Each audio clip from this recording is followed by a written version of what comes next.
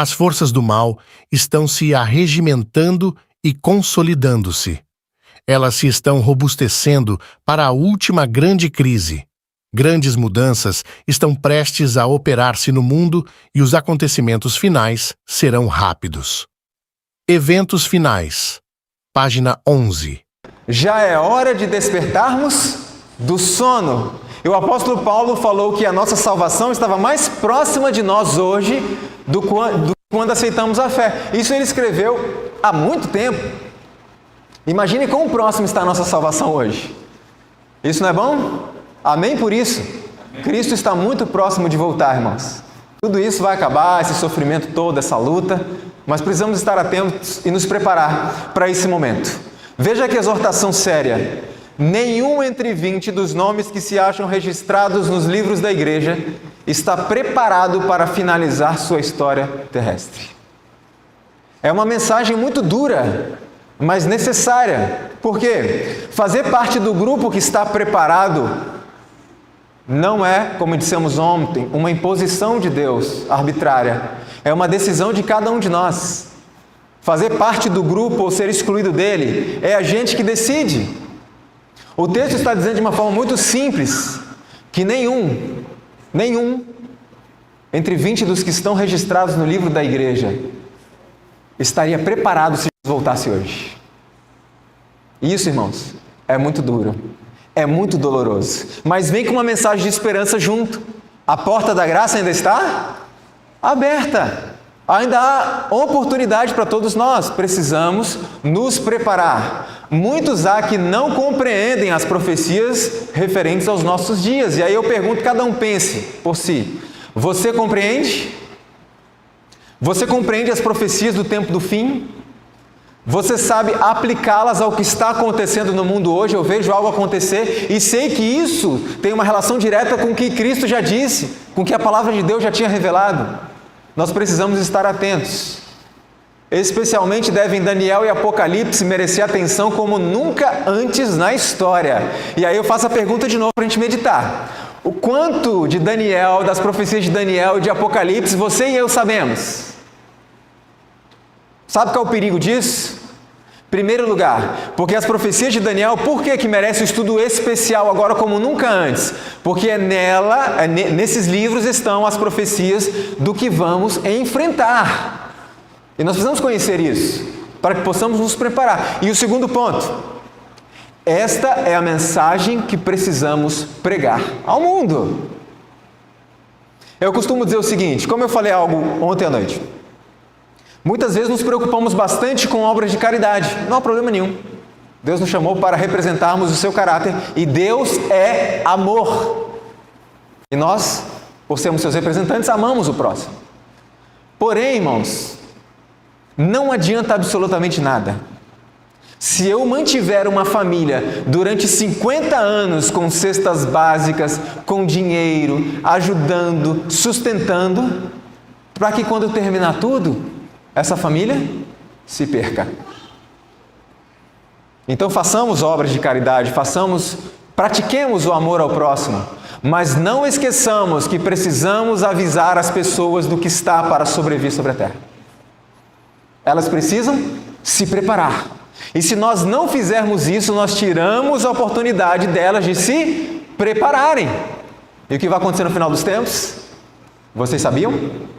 E não disseram. E agora eu estou perdido. Que isso não aconteça a nenhum de nós, irmãos. Então nós precisamos estudar esses assuntos. Deve-se fazer um grande esforço para manter este assunto, não só perante as pessoas do mundo, mas também diante de nossas próprias igrejas. Por que manter este assunto diante do nosso povo? É simples de entender.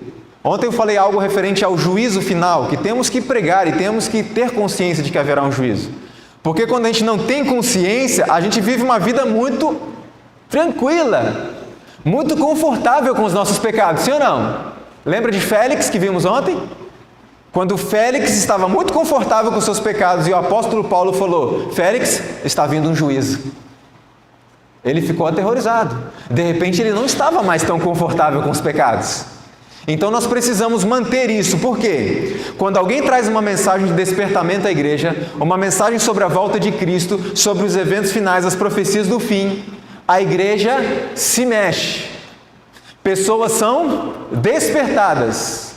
Porém, quando é que esse assunto vai ser falado novamente? Daqui a 6 meses? O que acontece nesse período de 6 meses? As pessoas voltam a esfriar. Por isso que a irmã White disse: mantenha esse assunto diante do povo e as pessoas do mundo, para que se crie em nós um senso da nossa responsabilidade, para que se crie em nós um sentimento de reverência e de compromisso com as coisas de Deus, porque o fim está muito próximo. Ninguém pense que está isento do perigo de ser pego de surpresa. Ninguém pense que está isento de ser pego de surpresa pelos eventos que virão. E a irmã White diz assim: os acontecimentos finais serão muito rápidos.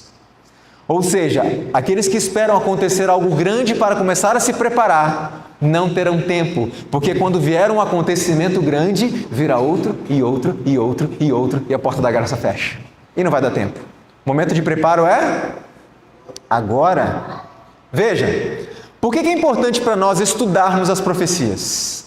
A Bíblia nos diz: mas vós, irmãos, já não estáis em trevas, para que aquele dia vos surpreenda como um ladrão. Não durmamos, pois, como os demais, mas vigiemos e sejamos sóbrios. Por que é importante nós estudarmos as profecias do tempo do fim? Para que esses eventos não nos surpreendam. Não nos pegue de surpresa como um ladrão. Olha que detalhe interessante aqui. A Bíblia diz que Cristo viria como um ladrão, ok? E a gente ouve, a gente prega, mas me responda uma coisa: o ladrão avisa quando vai vir na sua casa te roubar? Avisa? O ladrão, ele dá sinais de que está se aproximando da sua casa? Não. Então, como assim Cristo virá como um ladrão se ele deu inúmeros sinais? Inúmeros avisos para dizer: filhos, eu estou chegando. É simples de entender, irmãos, porque esse texto não se refere à volta de Jesus. Esse texto se refere a um evento que irá determinar o destino de cada alma e que pegará as pessoas de surpresa. Porque nós temos que entender que quando Cristo vier, Ele não vem para salvar pessoas, Ele vem para buscar os que foram salvos. O que vai determinar se eu serei salvo ou estarei perdido é o que acontecer antes da volta de Cristo. E são esses eventos que virão como ladrão e as pessoas não vão perceber até que seja tarde demais. Por isso precisamos estar constantemente em estudo da palavra e em oração diária. Por que os judeus rejeitaram a Jesus Cristo? Alguém já parou para pensar? Existiam profecias claras e evidentes a respeito da vinda do Messias? Sim. E por que mesmo assim rejeitaram? 2 coisas. Aliás, 3. Primeiro, os judeus não estudavam o quê? Profecias. Não estudavam. Poucos estudavam. Segundo ponto, como eles não estudavam profecias, quando Cristo veio, eles tinham que perguntar para alguém que se dizia conhecedor, sim ou não? E eles foram perguntar para quem? Fariseus. É o Messias esse aí? E os fariseus disseram? Não. E eles acreditaram e rejeitaram a Cristo. Terceiro ponto, por que os judeus rejeitaram a Cristo?